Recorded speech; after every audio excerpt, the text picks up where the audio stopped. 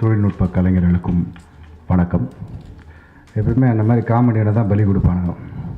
முதல்ல பேசுகிறது கீழே குகன் சொல்லிருந்தாப்புல, தயவுசெய்து என்ன பேச சொல்லாதீங்க, யாருன்னா இழிச்சவன்டா அவனை பேச வச்சுருங்கன்ட்டு கரெக்டாக என்னை கூப்பிட்டுட்டார். இந்த படம் ஒர்க் பண்ணுறது ரொம்ப வித்தியாசமான அனுபவம்.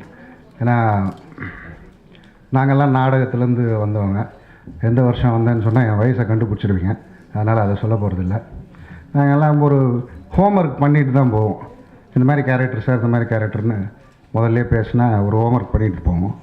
இந்த படத்தோட ஷூட்டிங் போயிட்டு முதல் நாள் ஒரு சின்ன ஷாட்டு தான். அதுக்கு ஒரு ரியாக்ஷன் கொடுக்கணும். நான் ஒரு ரியாக்ஷன் கொடுக்குறேன் இந்த மானிட்டரில். இந்த கார்த்திக் பையன் வந்து, சார் இப்படி இல்லை சார், இது அப்படி பண்ணுங்க சார்னா, என்னடா இது உயிர் எடுக்கிறாங்க.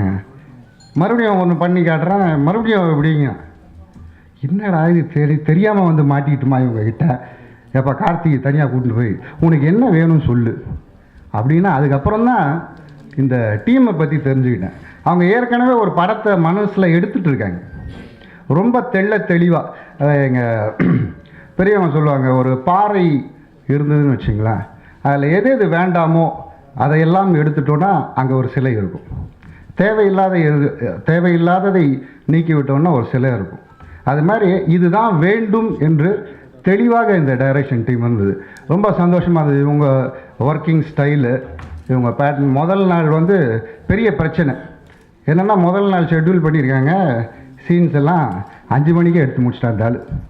அவர் ப்ரொடியூசர் ஒரே ஆச்சரியப்படு, இன்னும் 1 hour இருக்குது, அதுக்குள்ளே பேக்கப் சொல்கிறேன் அப்படின்ட்டு ஒரு சண்டை. முதல் நாள் அவ்வளவு தெளிவாக இதுதான் தேவை, இன்றைக்கு இதுதான் பண்ண போகிறோம், இன்றைக்கி தான் ஷூட் பண்ண போகிறோம் அப்படின்ட்டு ரொம்ப தெளிவாக இருந்தாங்க. இந்த இளைஞர் பட்டாளது கூட ஒர்க் பண்ணுறது நம்மளுக்கு நிறைய விஷயங்கள் கற்றுக்க வேண்டியிருக்கு.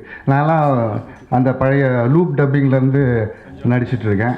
விசி குணாதன் சார்கிட்ட, சுந்தர் சி சார் கூட சொல்கிறார், தம்பி பண்ணுங்க, நீங்கள் பண்ணுங்கள், இது மட்டும் கொஞ்சம் மாற்றிங்கன்றது. இவங்க அதெல்லாம் இல்லை, இதுதான் வேணும் அப்படின்ட்டு. அருண்லாம் நிறைய ரிஹர்சல்லாம் போய், அருண் வந்து அந்த படத்தையே நடித்து கேட்டார்.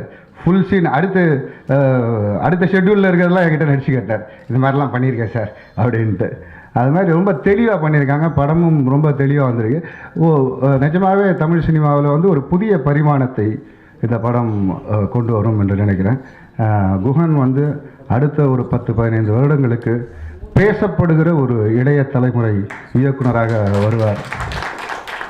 அதே மாதிரி ஹீரோ ஹீரோயின் கூட நான் காம்பினேஷன் ஒர்க் பண்ணல. சும்மா நான் வந்து ஹீரோ ஹீரோயின் கிட்ட நல்லா பண்ணியிருக்காங்க அப்படின்னு சொல்ல விரும்பல. அப்படின்னா ஏன்னா நிறைய பேர் அப்படிலாம் சொல்லுவாங்க, ஏன்னா அடுத்த படத்தில் கூடுவாங்கன்ட்டு. கார்த்திக் கூட பண்ணேன். நிஜமாகவே அந்த பையன்கிட்ட மிகப்பெரிய ஒரு ஃபயர் இருக்குது. ஒரு நடிப்பு மட்டும் இல்லை,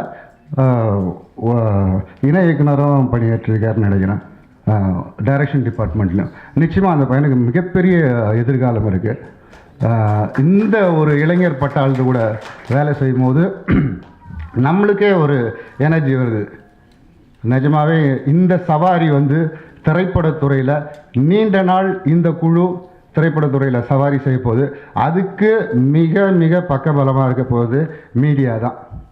பத்திரிகை நண்பர்கள் இல்லைன்னா, பத்திரிகைகள் எழுதலைன்னா நிறைய படங்கள் பேசப்படாமல், விளம்பரம் செய்யப்படாமல் வெற்றி அடைந்த படங்களுக்கெல்லாம் பத்திரிகை நண்பர்கள் நீங்கள் தான் மிகப்பெரிய துணையாகவும் தூணாகவும் வந்துருக்கீங்க. இந்த படம் ஒரு புதிய குழு, புதிய பட்டாளம், புதிய இளைஞர் படை. இவர்களை வாழ்த்துங்கள். தமிழ் சினிமா உலகளவிற்கு பேசப்படுகிற அளவிற்கு இந்த புதிய மூளைகள், இந்த புதிய முயற்சிகள் நிச்சயமாக பயன்படும் என்று கேட்டுக்கொண்டு, பத்திரிகை நண்பர்களுக்கு மீண்டும் ஒரு முறை நன்றி சொல்லிக்கொண்டு, தயவுசெய்து என்னை பற்றியும் ஒரு வரி படத்தில் எழுதுங்கன்னு கேட்டுக்கொண்டு விடைபெறுகிறேன். நன்றி, வணக்கம்.